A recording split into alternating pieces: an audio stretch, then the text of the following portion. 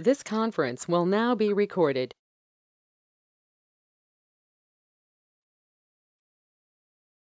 It helps if I take myself off of mute. Yes. I want to welcome everybody this evening to our program. Larry Kidder will be speaking tonight. He is a retired history teacher. He taught for 40 years, including 32 years at the Hun School of Princeton. Larry's been a volunteer historian and historical interpreter for the Howell Living Farm in Hopewell for over 30 years, and he's a member of the board of the Princeton Battlefield Society. He's the author of 2 books on rural New Jersey history and 3 on aspects of the American Revolution in Mercer County. He is a frequent speaker throughout New Jersey. We are thrilled to have him this evening to speak about his most recent book, Revolutionary Princeton, 1774 to 1783, the biography of an American town in the heart of a Civil War. Thank you so much, Larry. Thank you, Anna. Thanks very much. And thank everybody for tuning in tonight. I'm really looking forward to talking a little bit about Princeton and actually relating some of the things that happened in Princeton to things that happened in Hopewell, or how Hopewell people were involved in some of the things at Princeton also.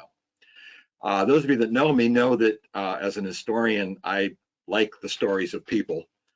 And institutions and organizations are fine to do histories of, but it's really when you get down to the personal level, the individual level, that I get excited. And that's one thing that I was pretty much able to do with the research on Princeton. And hopefully that will come through as we talk about it tonight. You see on the left the cover of my book on Princeton, and I think it's important to know that I didn't really like the painting chosen for the cover because I didn't want to focus so much on the Battle of Princeton itself, but on the town. Princeton is pretty much known to people outside of New Jersey and outside of the area as a place where a battle took place on one day, January 3rd, 1777. But what I really wanted to get across in this book is that throughout 10 years of the American Revolution and the events leading up to it, that the people in Princeton were involved on pretty much a daily basis. It wasn't just the one day that a battle was fought in and around their town. So the picture, is just of that one day. However, the thing that did encourage me about it is, if you notice in the middle, up on a hill is a building, and that's Nassau Hall that you see right here in the more modern illustration of the town and what it looked like during the Revolution. And that, of course, is Nassau Hall, the College of New Jersey at that time, Princeton University today. And really, the college, as we're going to see, was one of the center points of life in Princeton during the Revolution throughout those 10 years. So that made the center of the cover, and that was okay for me. I hope you can see from the illustration on the right, which was done a few years ago, that's going through Princeton as though you're coming from Kingston, heading south towards Trenton. And of course, that's Nassau Street. And you get the idea that there weren't as many buildings as there are today. There weren't as many trees even. It was much more open. You could see Nassau Hall from a long way away. And it's a very calming place. Maybe 500-600 people lived there. Not like today, with it's several thousand people living there, tens of thousands living there. But it was very quiet, and I just wanted to get that across. Now, to understand why Princeton played such a major role throughout 10 years of this history, it's important to know where it is. And of course, in the 13 colonies or 13 new states at that time, Princeton's right smack in the middle, north to south. It's on the main transportation route between New England and the southern colonies, if you go by land particularly. It's also equidistant between 2 of the major seaports of the time. So the communication in and out, the goods going in and out, all of that, Princeton was right smack between these two. And it's going to benefit from that, but it's also going to mean that a lot of stuff is going to go through Princeton, both civilian merchant kinds of things, as well as armies and military kinds of things. Those who know New Jersey know that it was originally two colonies, East Jersey and West Jersey. These were proprietary colonies, which means men owned the right to sell land in what became New Jersey. And those land deals, sometimes got into a little bit of a problem, just how do you survey for this and all? And one of the things that occurred was a line was drawn. Actually, several lines were drawn, but one of the most famous ones is the Keith line to separate East and West Jersey. And it was done primarily to solve land disputes between deed owners and whatnot. But where it comes into the history of Princeton is that dot represents Princeton. As you can see, it's practically on the Keith line. Those of you that know Princeton, and even from Hopewell, you're probably aware of Province Line Road. And that road, while not exactly on the Keith line, is representative of the Keith line. Now, Hopewell's in West Jersey, Princeton is in East Jersey, even though you're practically right next to each other. East Jersey and West Jersey had slightly different cultures. East Jersey had many more Dutch settlers that came out of the New York area, and West Jersey had many more English Quakers and Swedes and other European nationalities. So New Jersey is going to be diverse, and these two sections are going to be a little bit different. And Princeton's right in the middle between them. That also is going to affect how Princeton deals with the Revolution. I think it's safe to say that Eastern New Jersey, probably there were a few more loyalists in that area. And in West Jersey, it tended to be a little bit more towards the Patriots. But, both sides were split very, very much so. And it was really a civil war in New Jersey as much as it was a war of independence from Great Britain. Now, again, to understand the location of Princeton and its significance, I've put in a very rough idea of the main transportation route between New York and Philadelphia. And that's the land route, and it goes right through Princeton. Stagecoaches, they would often go from New York to Princeton, stay overnight, and then head on to Philadelphia in the morning, or vice versa. So it was often a 2-day journey, and Princeton was the layover point. You could also go part of the way by water up the Delaware River to Trenton. Trenton is the falls line, and so it's navigable up to just south of Trenton. And that also is going to affect a lot of things, because a lot of supplies and things like that for the Continental Army are going to go there, and then from Trenton to Princeton, and then from Princeton to be distributed wherever the Continental Army locations are in New Jersey. And because the Continental Army spent so much time in New Jersey, central New Jersey is going to really play a big role. And that's going to spill over into Hopewell too, by the way. Even though the main road may not go through Hopewell, the effects of the travelers and the support of those travelers and all is going to affect the people in Hopewell. Now, just to look at the town of Princeton, the village of Princeton back then, if any of you know Nassau Street, that runs right down through the center of town. Back in the 18th century, that wasn't just a road, it was also the border between two counties. Somerset County to the north of the road, Middlesex County to the south of the road. Now, that may not seem like a big deal. I mean, it's all Mercer County today, but back then, if you lived on one side of the street, it affected where you paid your taxes. It affected who you elected to the legislature. It affected what regiment of the militia you might belong to. It's just a much more major part of life than we would expect today. Many people owned property on both sides of that line, and therefore were, involved in two different counties. A man who ran for office, for a state office, but he ran from Middlesex County. If he changed his residence across the street, he had to give up that seat and run again in the other county and build a whole new constituency and everything for himself. So this was really an interesting thing.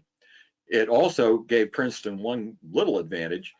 Because the town was in two counties, they could have twice as many representatives from the town in the legislature. That didn't really happen too often, but it could happen.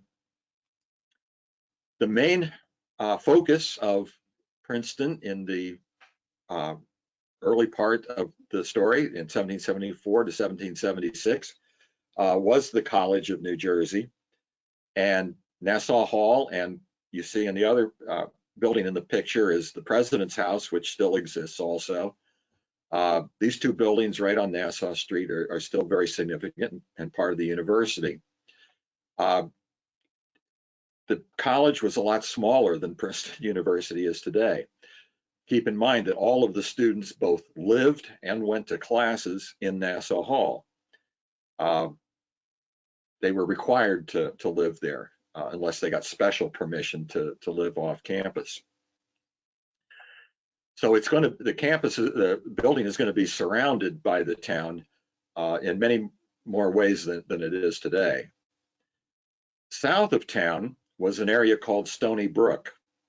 And if you were to drive down Princeton Pike from downtown Princeton, you'd go right through Stony Brook.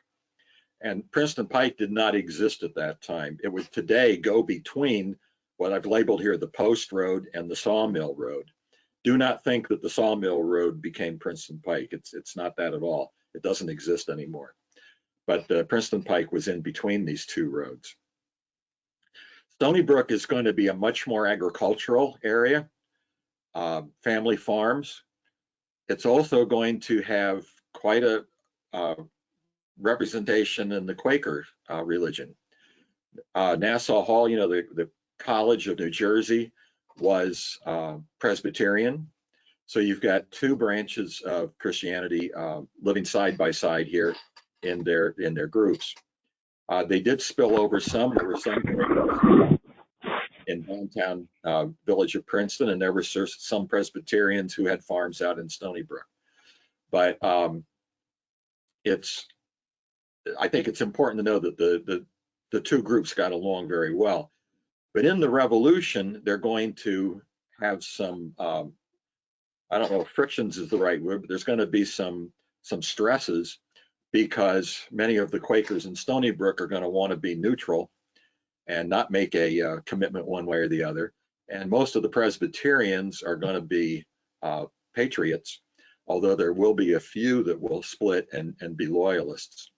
So the Revolution is really going to, in some ways, split two groups of people who were getting along pretty well.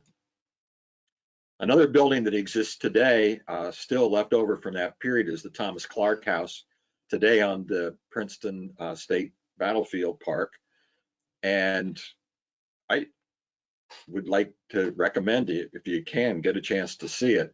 The Princeton Battlefield Society is currently remodeling the inside and creating a new set of exhibits there.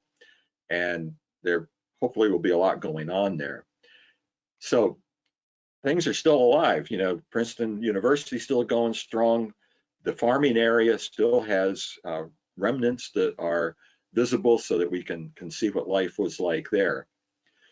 The part that I put in kind of the red here shows you the area that's going to be affected by the war, and particularly the Battle of Princeton, but the war in general. It's going to extend from the town into the agricultural area. And really the battle is going to take place over a much more expansive piece of ground than we normally think. It wasn't just what's at the Battlefield Park today. Now, taking a look at the town itself and taking a look at some of the people and some of the businesses, you see Dr. Bainbridge up in the upper right-hand corner here. Bainbridge House is another house, another building in Princeton that still exists from the 18th century. Dr. Absalom Bainbridge was actually from the Bainbridge family living in today's Lawrenceville, what was then Maidenhead. But he had his office, if you will, and his home that he rented in Princeton. We have at the other end of town, so to speak, from what it was at that point anyway, Richard Stockton's house at Morven, his estate at Morven. Morven, was later on the governor's mansion for the state of New Jersey. Today, it's a wonderful museum. And Stockton is a very important local person as the revolution is developing.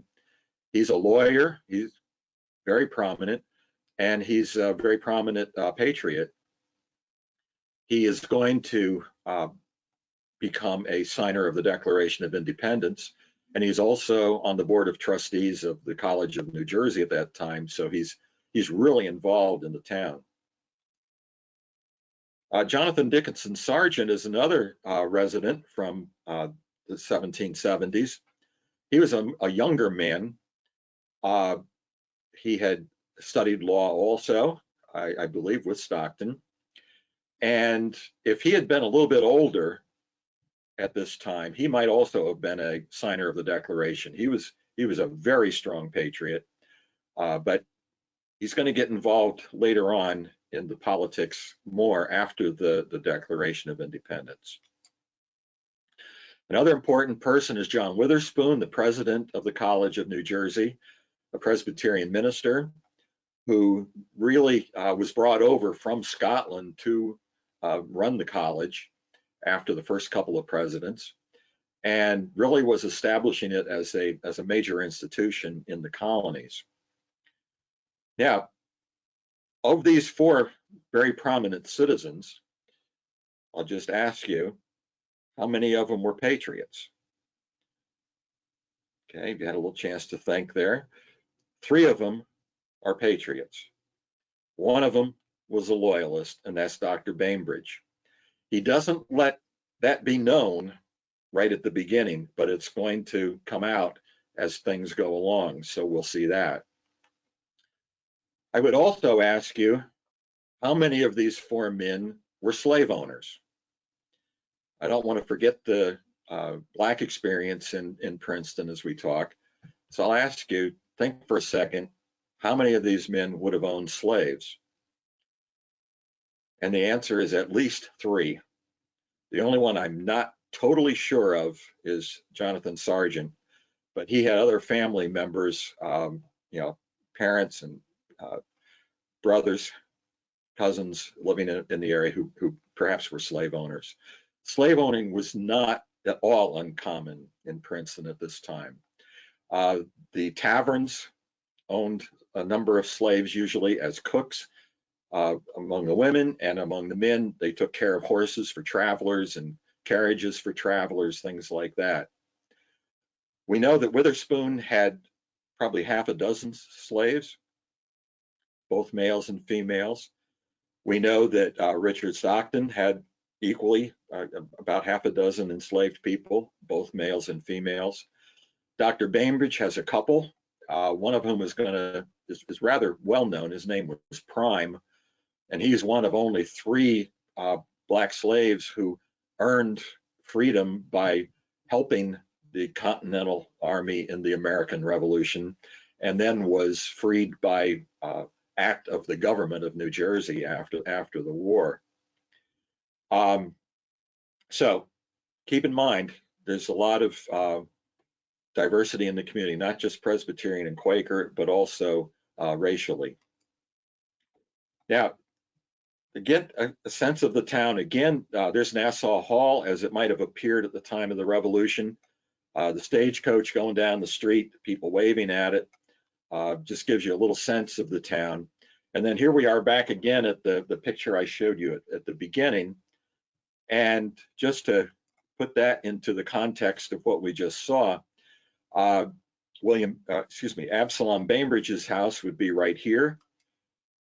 The Hudibras Tavern, which no longer exists.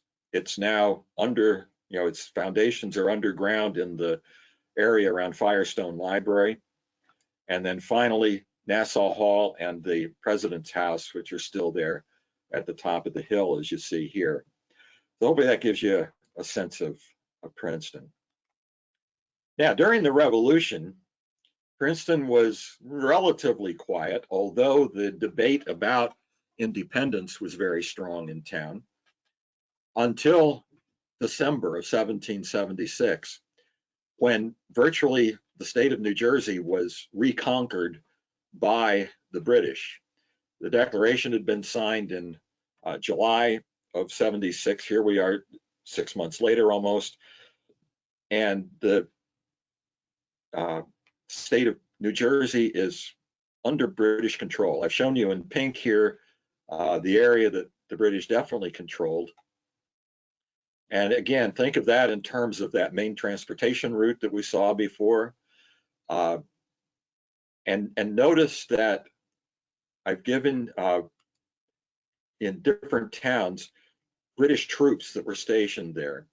The reason the British controlled so much is they had like a chain link of outposts.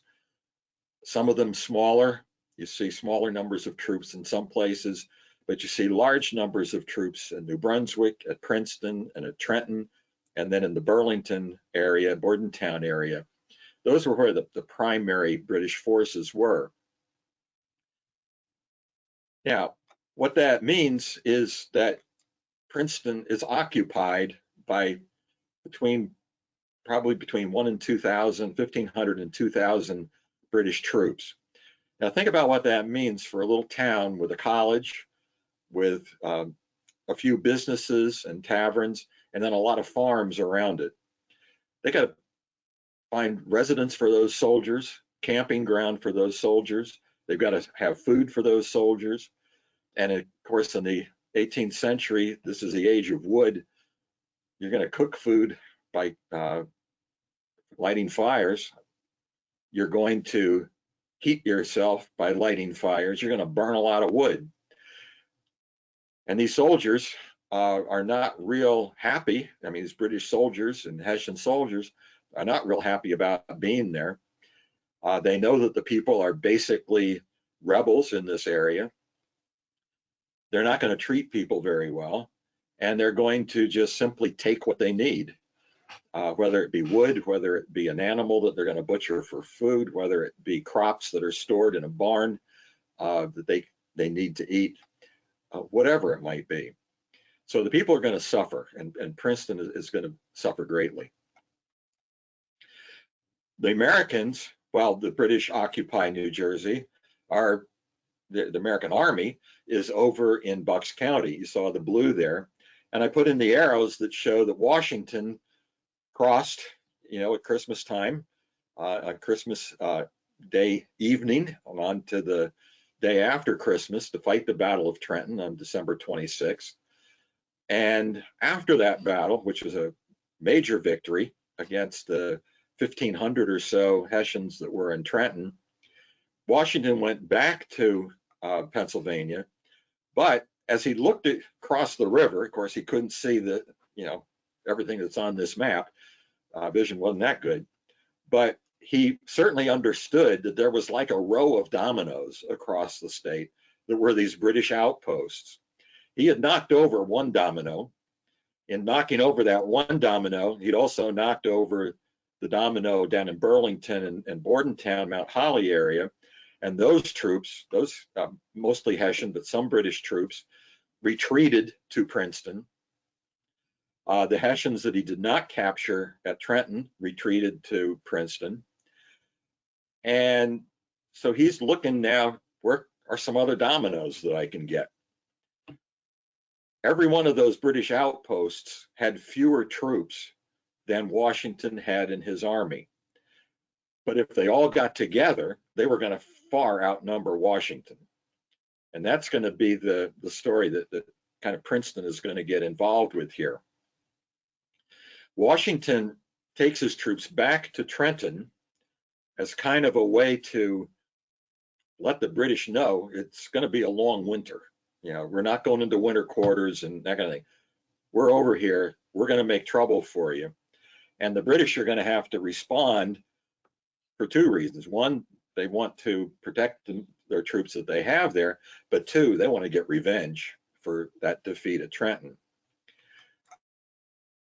Oh, the British are going to enlarge their forces at Princeton.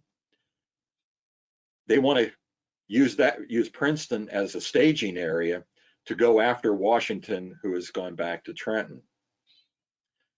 They're going to accumulate over the next week or so after the Battle of Trenton up to about 8,000 troops in Princeton. Remember, they had under 2,000 or so before, so they're going to, quadruple the number of troops that they have there. And Washington needs to know how they're organized in Princeton. So he sends out scouting parties and spies, and he's able to come up with a spine map about December 30th.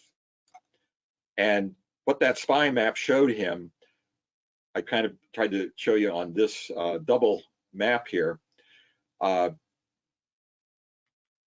see, for example, that the areas in pink are locations where the British had built fortifications, earthwork fortifications, or where they had established artillery outposts with 4 cannon, 6 cannon, 2 cannon, whatever it might be, all these artillery pieces.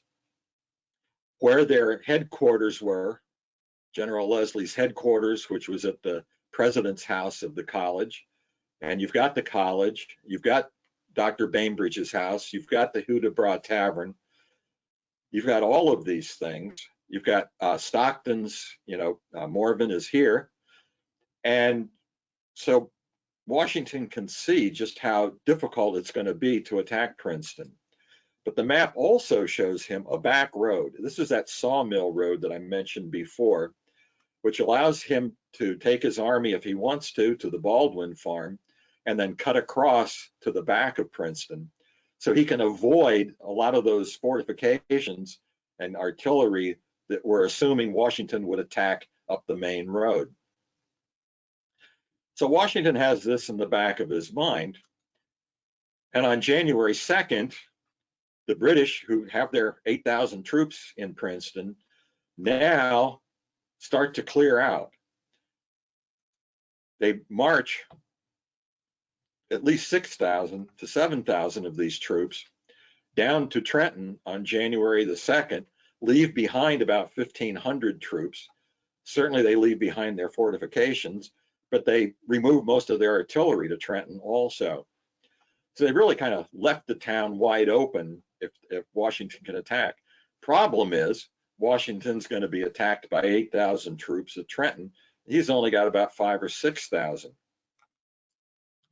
So on January 2nd, he is able to delay the British from getting from Princeton to Trenton until late in the afternoon on January 2nd.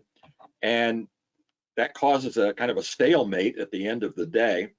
So you see the red for the British and the blue for the Americans on either side of the Assunpink Creek in Trenton area.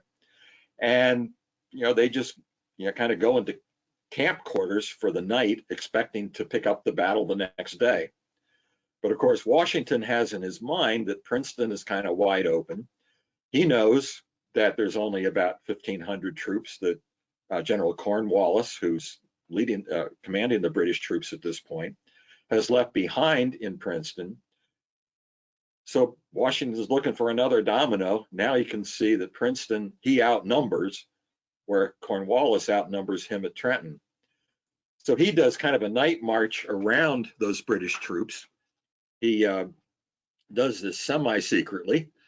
He leaves the campfires burning. He leaves a lot of New Jersey militiamen, including some from Hopewell Township, back on the Mill Hill on the Assunpink Creek. And they're supposed to keep moving and keep the fires going and make the British think that the Americans are still there. Well, overnight, these men who have been fighting all day, now they have to march all night up towards Princeton.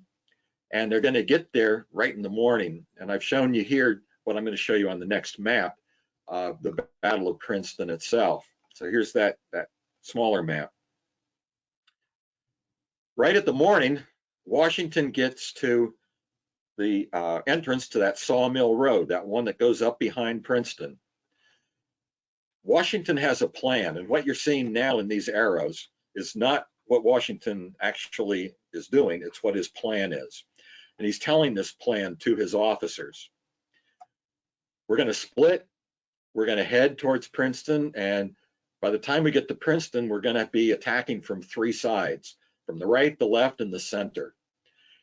And we're going to move in and hit those troops that were left behind. Seems like a very good plan. He outnumbers them, he's hitting them from 3 sides, shouldn't be any problem. The only problem is that at the same time he's getting ready to send his troops to Princeton, the British under Lieutenant Colonel Mahood, who were left behind,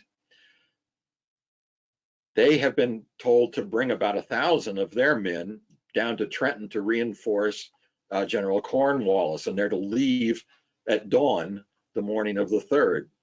So while Washington is explaining this plan to his officers, the British are actually leaving Princeton and going down that main road, the Post Road.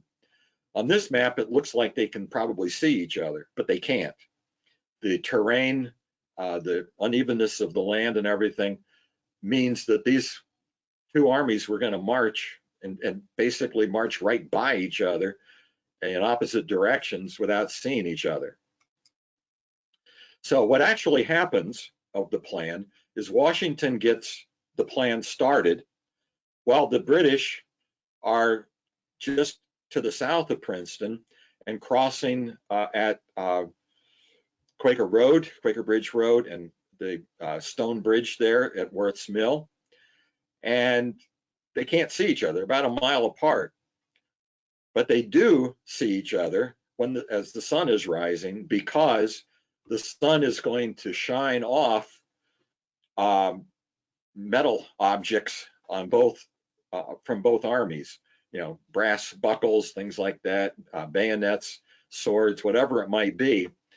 There's going to be some light glinting in the eyes of both armies. And that's going to draw their attention, and they're going to look, and actually they are going to be able to see each other. There's not as many trees. Things are much more down to earth than they are today because of all the farms. And so they're able to see each other. The British don't know what they're seeing. They can't figure out, why are there men that look like army troops heading towards Princeton? All the Americans are supposed to be down in Trenton. The Americans look across and they see a couple of British cavalrymen on top of the hill at today's Yasna Polana, and they say, what's that? That must be a morning patrol, a scouting patrol from town. They don't realize it's going to be 1,000 troops or more. So the British are actually going to decide they've got to get back and protect the town. Notice that there's one group of Americans who crossed the road and got up behind Princeton before the British marched down. They've been sent out ahead. So there is an American group up by Princeton, just to the north. But Mahood decides he's got to go back. As he goes back, though, he wants to find out what these Americans are. So he takes about 500 of his best troops, his 17th Regiment of Foot that he's actually the commander of, and he starts heading across the farms towards those Americans. At the same time, Washington decides to send General Hugh Mercer across with 400 or 500 men to find out what that patrol is all about. So in trying to find out just exactly what the nature of the enemy is that they have seen, these 2 groups run into each other on the William Clark farm in an orchard, and they exchange gunfire, and then the British use their bayonets to attack with a bayonet charge on the Americans, and the Americans don't really have a lot of bayonets, so they're going to be overpowered.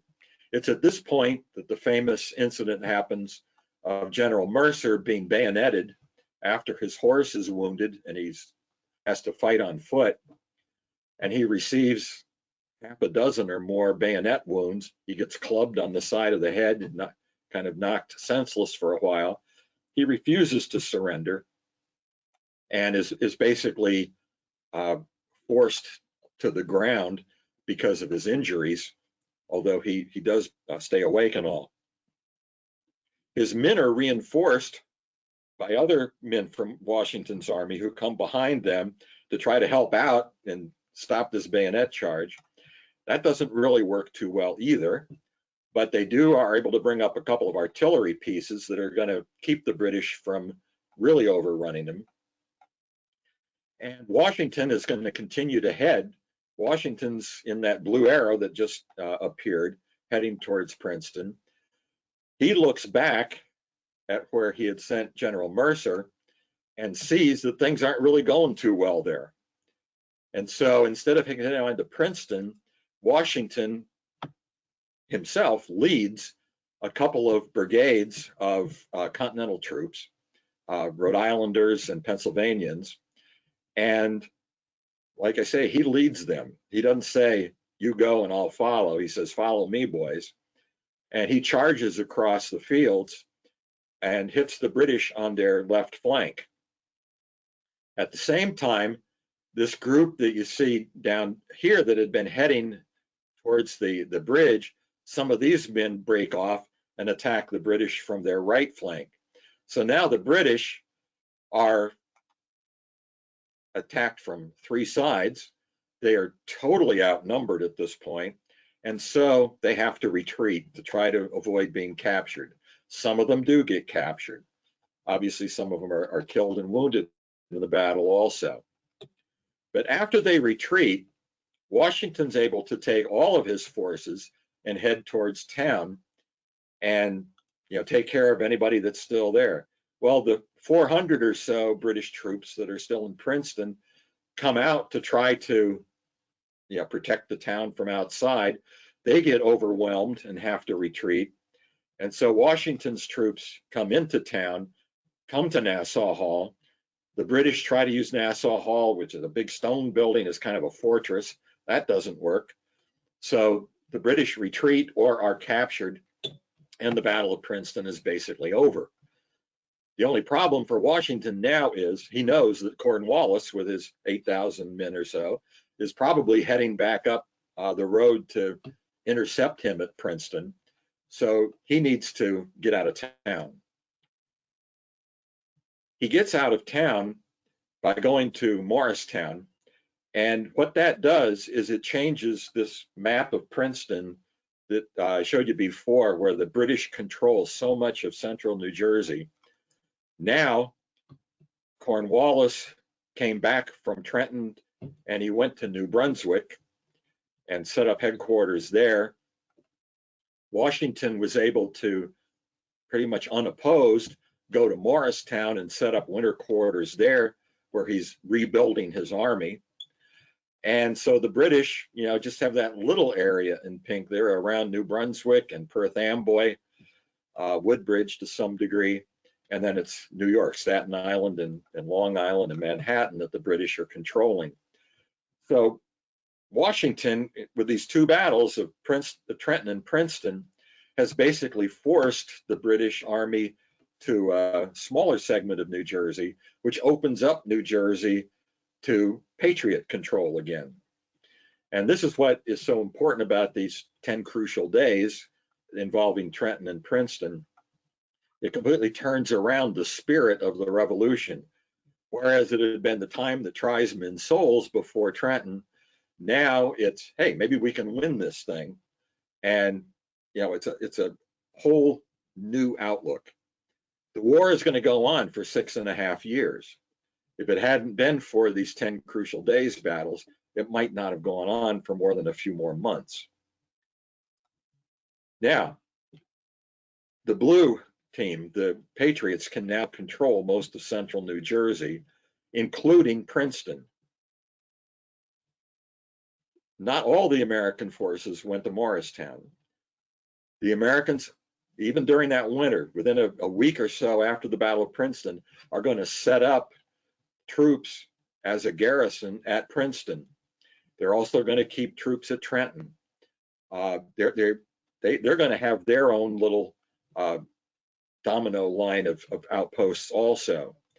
And the force at Princeton is going to be under the control of General Israel Putnam. Now, kind of condense things here a little bit. From January 1777 until 1783, Princeton is going to remain a hub of the Continental Army as a military post and a military hospital.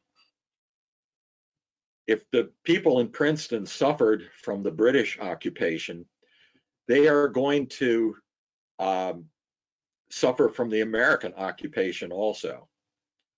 American troops are going to be passing through all the time from the southern colonies on their way to Morristown to join the main army, etc.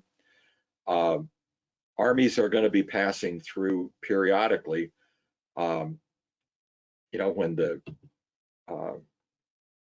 campaign against Philadelphia is going to come in, Continental troops are going to come through Princeton to head to that area to defend it against the British who go by Chesapeake Bay. At the Battle of Monmouth, we're going to pretty much go around Princeton, but there's still going to be troops that are in Princeton. Wounded from the Battle of Monmouth are going to come to Princeton. Wounded from Brandywine and those battles are going to come through Princeton, are going to come to recuperate in Princeton also.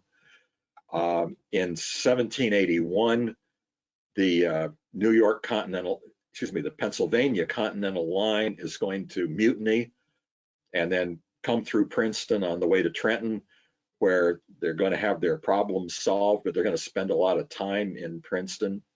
I would also say that at the time that those Continental troops come to Princeton as mutineers, they are actually nicer to the people in Princeton than just about anybody else, because their argument isn't with the people of Princeton, it's with the Continental Congress.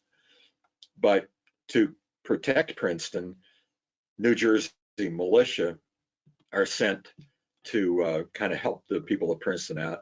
And several of those companies are going to be people from Hopewell. One company from Hopewell I know is going to be boarded right in downtown Princeton. Then in 1781, the French and the American armies are going to march through Princeton on their way to Yorktown. And after that battle, they're going to come back through Princeton on their way to their garrisons that they're going to have until the war is over. So Princeton is going to be constant. This means that the College of New Jersey is going to have a real hard time getting back to operation again, because it's going to be used by these military people. John Witherspoon is going to do his level best to get things going, and he's able to, at least on a shoestring, keep some parts of the college going, even if he has to allow the students to live outside the college building, and even if he has to use the president's house more as the classroom building. So he manages to keep it going.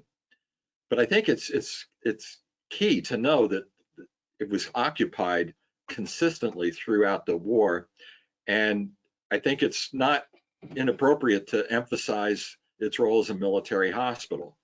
This was not just for the wounded of the Battle of Princeton. It was for sick and wounded from throughout the rest of the war. Princeton also became a supply magazine. Now, there were a number of supply magazines, and supplies went through a number of places, but Princeton is going to be one of them and one of the primary ones. And this is going to get the people of Princeton really involved.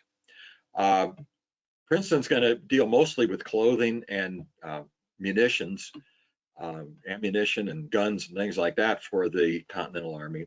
Right on Nassau Street is going to be a merchant named Enos Kelsey, who is going to work for the quartermaster department, and he's going to be buying up and gathering together as much of these supplies as he can to distribute to the Continental Army, as well as often to the New Jersey militia.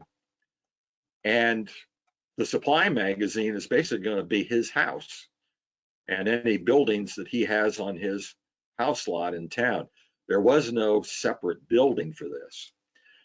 Jonathan Baldwin, remember the Baldwin farm from that spy map, he's also going to work for the supply department to the point where his farm is going to actually run down and he's going to wind up selling it because he's spending so much time working for the Army.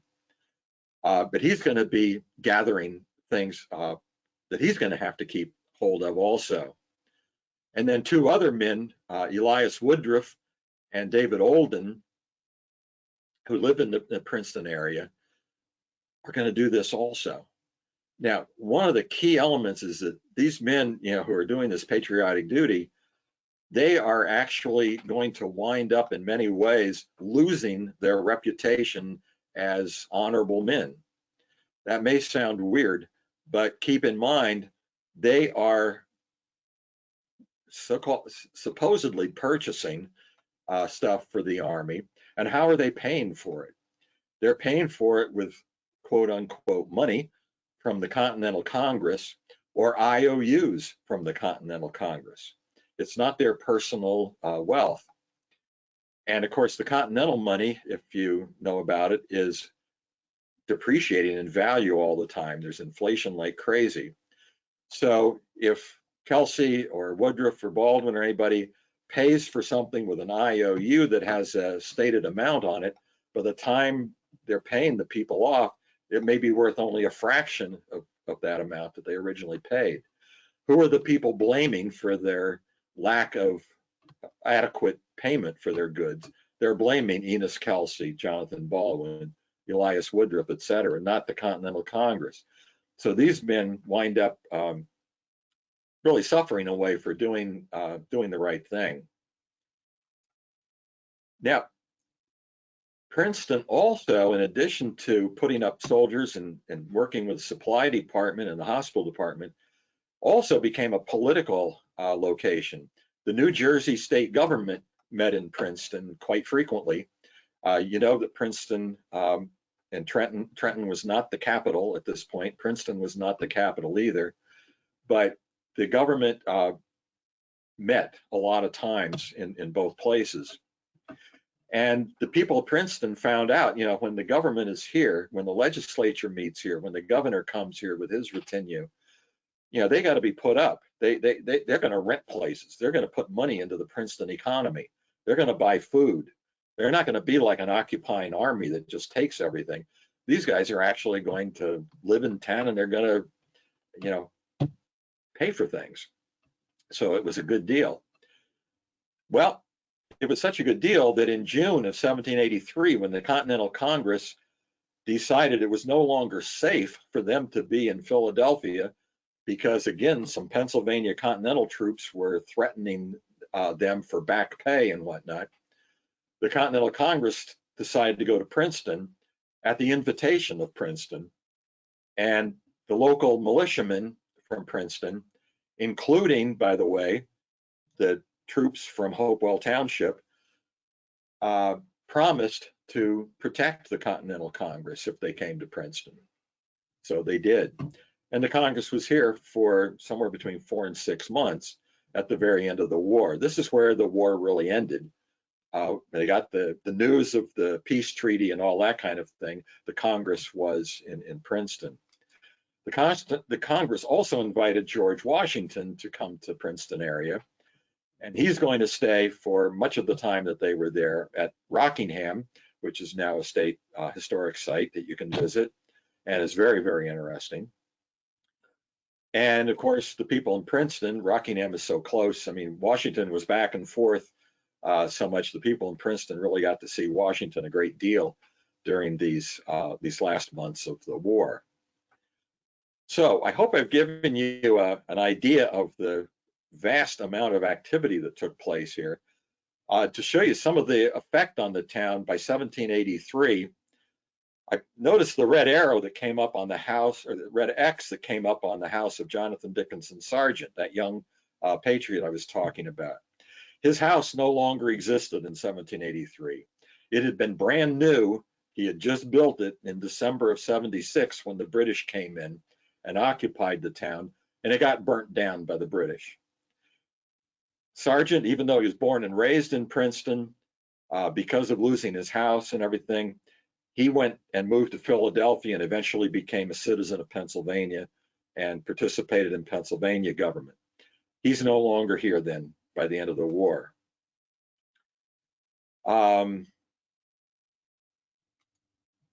You see the red through Dr. Bainbridge. Dr. Bainbridge during the British occupation came out as a loyalist. He helped the British identify who patriots were and who loyalists were. He really became, you know, an unpopular man among the patriots, and he left when the British Army left at the end of the Battle of Princeton. His slave Prime was left behind, but ultimately went to join him, but then escaped and came back to Princeton. You see Richard Stockton, a red arrow, or a red line. Richard Stockton has died by this point. He passed away in 1779 from cancer, not from his imprisonment by the British, but by cancer. John Witherspoon no longer lives in Princeton. He's still there. He's still head of the college, but he now lives on a farm outside of Princeton called Tusculum. And the president's house is lived in by tutors at the college, people, instructors at the college who live there rather than the president. So a lot of things have changed. Jonathan Baldwin's farm, I said, got run down, and he kind of leaves the area, and his farm is purchased by a man named George Morgan. And long story short, on George Morgan, he came from Pittsburgh, Fort Pitt at that time. He had been working as an Indian agent out there. He was very unpopular with other people working with the Indians because George Morgan wanted to treat the Indians fairly. That got him into trouble. He was charged with all kinds of indiscretions by the people that wanted to get him out of there. And he just finally, because of all the problems, just resigned and decided to come to Princeton. Those of you that know downtown Princeton and the college campus, you know the house called Prospect, right, in a beautiful part of the campus. George Morgan's house that he built, his semi-mansion that he built there, was right on the spot where the mansion at Prospect is today. It's a different house today. It's not George Morgan's, but it's on the same spot. And it's known as Prospect because George Morgan named his farm there Prospect. So he's an interesting man. He actually brought some Native Americans to Princeton. There is a Native American story associated with Princeton, as well as a Black history story of Princeton, as well as a Quaker story, as well as a Presbyterian story, Loyalist story, Patriot story, military, civilian, so many interrelated stories that I try to get through in my book and give you some idea of individual people who lived through those stories. So that's kind of the talk, and I hope you appreciated it. And I certainly welcome any questions you might have.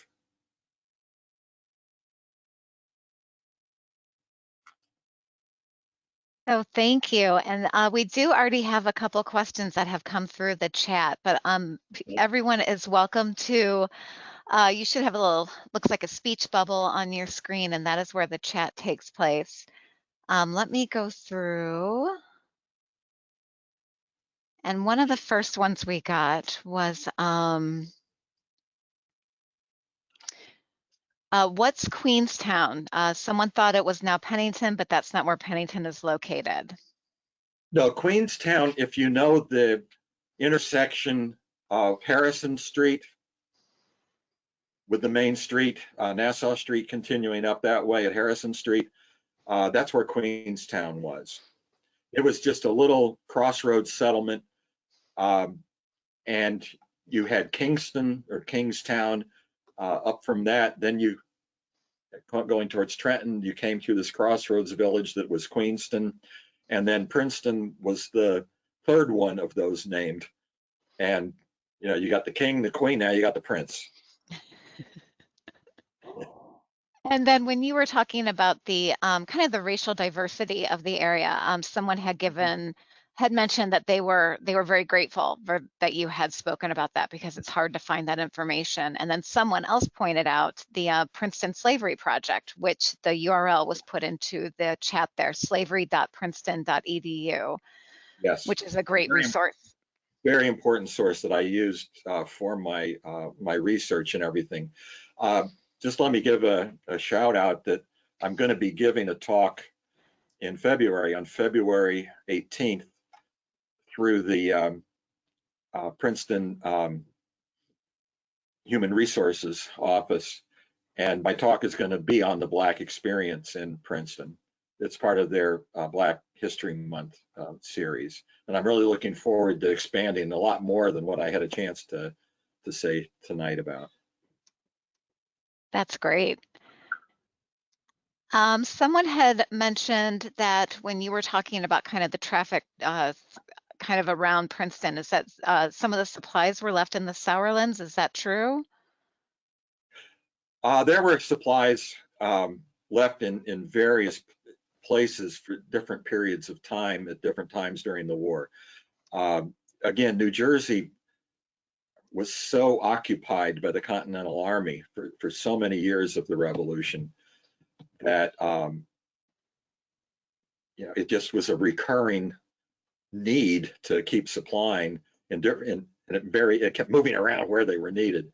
Right. So a lot of different places got involved, yes. And I have a question here. With Bainbridge being a loyalist, has there ever been an effort to rename his building? Not that I know of. You know, it used to be the location of the Princeton Historical Society, and it was still called Bainbridge House then. I think it's important to remember that Bainbridge did not leave the United States after the war, as many loyalists did. He never came back to Princeton to live, but he did live in the New York area. And, you know, when he left Princeton on January 3rd, 1777, he took his toddler with him.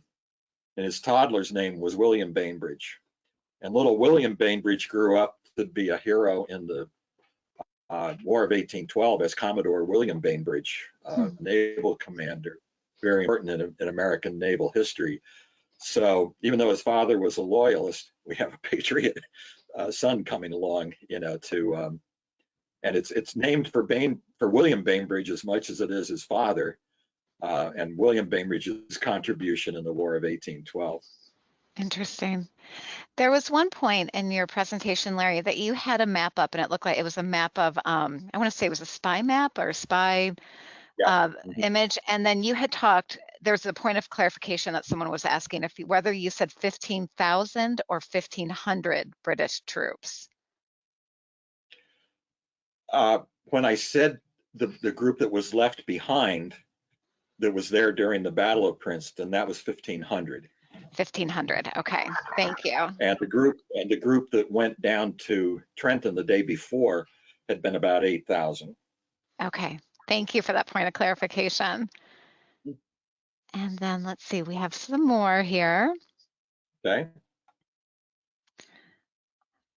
One of the participants asked, any stories about the women? I am reading Founding Mothers for a book club right now. Yes, you definitely caught that I neglected to say anything about women. And I didn't neglect it in my book, let me put it that way. There's a number of stories concerning women. Just to relate it to that supply depot segment, actually some ladies from Princeton worked with some ladies from Trenton and some other parts of New Jersey to raise money to give to Washington to help out the soldiers. They weren't working through the supply department. They were off on their own. They're going to go directly to Washington. And they raised quite a lot of money. I believe Mrs. Stockton was involved with that, as well as some of the other families that I'm talking about in the book. Washington actually didn't want money for the soldiers. He wanted stuff. He wanted shirts and socks. Supplies. He says, if I give them money, they're going to go get drunk. If I give them shoes, if I give them socks and shirts, they're going to be more comfortable. Thank you. We have a few people telling you thank you. Great presentation. I want to make sure I get those kudos to you. And then another question, what was the role of the barracks during these revolutionary times? Why didn't Washington stay in one of the Princeton homes, such as Morven or the barracks, rather than all the way out of town at Rockingham? Okay, the barracks you're talking about is that building in Princeton. You're not talking about the Trenton barracks, right? Yvonne, if you're still there here, if you could clarify.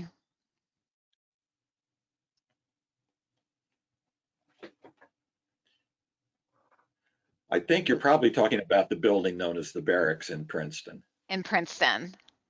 And that was actually a Stockton farmhouse that dates back to well before the Revolution. It was a stone house, and there are traditions. I don't know of any documents, but there are traditions that troops were stationed at the building called the barracks during the French and Indian War. And there's even some traditions that some of the British troops during the British occupation occupied that house. Again, as far as I know, those are all traditions. I know there are also ghost stories about Hessian ghosts at the barracks and that kind of thing. I would also point out to anybody that knows that building, it's a lot bigger now than it was at the time of the Revolution. It's been expanded. But it's a great building. But as far as I know, there's no proof that it ever was an official Army barracks. But troops might have stayed there passing through the town. Thank you for that question, Ivana. Thank you for clarifying for us as well. And then another question is, did any Princetonians take up arms as loyalists against patriots? Most of the loyalists that I know did not take up arms. The closest you have to it is actually Dr. Bainbridge, who served as a doctor for loyalist regiments and for the British. He didn't actually take up arms, but he aided the military cause by being a doctor that way. Most of the loyalists in Princeton got out of the way and their property was confiscated. One of the loyalists in Britain was a British Army officer who had been captured up in Canada very early in the war and then imprisoned in Trenton, and then had been allowed to come up to Princeton. He married a Princeton woman and whatnot, but he just got out of town. He wasn't going to hang around.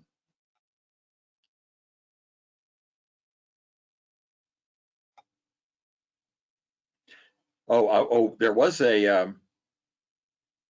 a member of the Stockton family, excuse me, who did fight with the Loyalists. I forgot about that.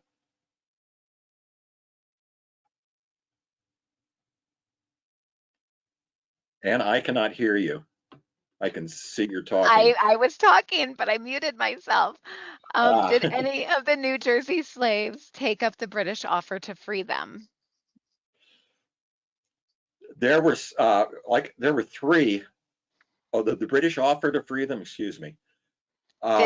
Yes. I don't know of any Princeton slaves who took up the British offer. If you when I was talking about Prime, I may have misled you. He helped the Continental Army, not the British Army, and then was freed by the New Jersey government after the war. But it wasn't. He didn't take up the British offer. Okay. And then let's see. Someone wants to know, tell everyone where they can get your new book. Thank you. Well, it's available from, online, Amazon, Barnes and Noble, that kind of thing. I always encourage people, if they live locally, or even if they just want to support local people, the old barracks gift shop, sells it, and they sell it by mail order. And there's a museum in New York State called the Fort Plain Museum in the Mohawk Valley, which is a wonderful Revolutionary War site that also has a online gift shop to help support them, and they sell it there also. And those you can find online real easy, but it's readily available from the usual online sources. Excellent. And your local library, I'm sure. Oh, right. And somebody said here that Labyrinth in Princeton has it. Yes. Yes. I wasn't aware of that. I'm glad to know that. Yeah. One of the participants says, during a visit in October, my son and I could not find any evidence of the shelling of Nassau Hall. Do cracks or other damage exist still on the outside or even inside the building? There's not much that's visible. Yeah. It really doesn't look beaten up by artillery.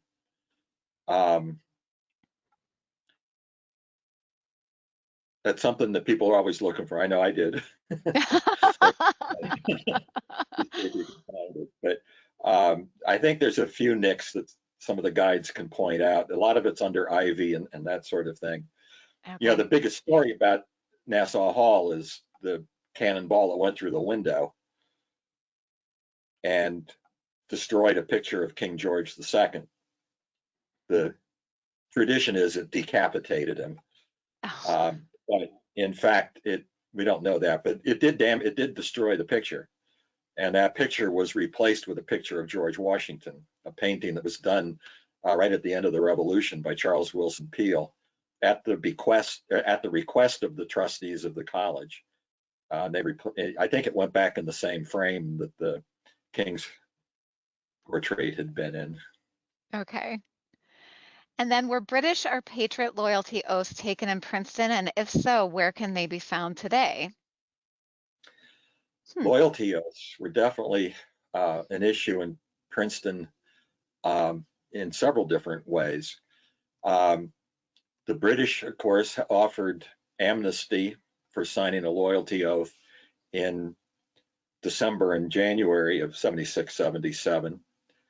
And a lot of people signed those. I don't know where you can find any of those. Every once in a while you see I think there's some in the state archives, but every once in a while you see one on eBay, and they're in private collections and that sort of thing. Once the British were out of the area and the Americans had taken over control again, the New Jersey government required people who had signed loyalty oaths to the British to rescind that, kind of bring them in and rip them up and then sign a new loyalty oath to the new government. And on top of that, particularly in the Princeton area, Quakers who may not have signed a loyalty oath anytime were often imprisoned if they didn't sign that new loyalty oath to the new government. And there's several stories in my book about that. And basically they got released because non-Quakers in Princeton kind of put up bond for them, if you will, gave them good character references, things like that, and tried to help them out. So these loyalty oaths were an interesting issue in several different phases of the war. Excellent. Thank you. I have a few more questions. Are you up for a couple more? I'm okay. Okay. Where was Mercer buried? Mercer was buried briefly, I believe, in the Friends Cemetery there near the Clark House. He died at the Clark House, but he was then moved to Philadelphia, I believe. He was originally from Fredericksburg, Virginia. I don't remember off the top of my head if he got back there to be buried. I think he was buried in Philadelphia, but I could be wrong. Okay. And then let me look at this one. Are you familiar with any group who's working on the ancestry of the Stockton family? I asked at Morven and they did not know of any. No, I don't know of anybody in particular. No. And I I do have, get oh, go I ahead, I'm do sorry. get questions from time to time about Richard Stockton, and particularly his being taken by the British and signing a loyalty oath, and all of the ramifications of that. And I deal with that pretty strongly in the book. Okay. And then someone had given some information about Stockton in the chat, and I'll let the participants read that. And then I have a question where someone would like to know again where you're speaking in February. You said you were doing a talk on the Black experience in Princeton. If you wouldn't mind sharing that information again. It'll be a Zoom thing, just like tonight. I believe you can find reference to it on the Princeton Y website of activities, local activities. Okay. And then Bob, I have a question here about if people are able to access the recording after this evening, once we're able to get the recording to you. Yes, we are looking into making several recordings available in the near future. So if they check out our website, the Hopewell Valley History website, we will keep people posted on that. Thank you so much. And if there are no more questions at this time, I want to thank you again, Larry, for everything. It's always a pleasure to hear you talk, and there's plenty of comments in the chat about everybody's learned something new and it was interesting. So thank you so much for your time this evening. And again, thank you to the Hopewell Valley Historical Society and the Hopewell Museum. Thanks, everybody. Have a good evening, everybody. Stay safe.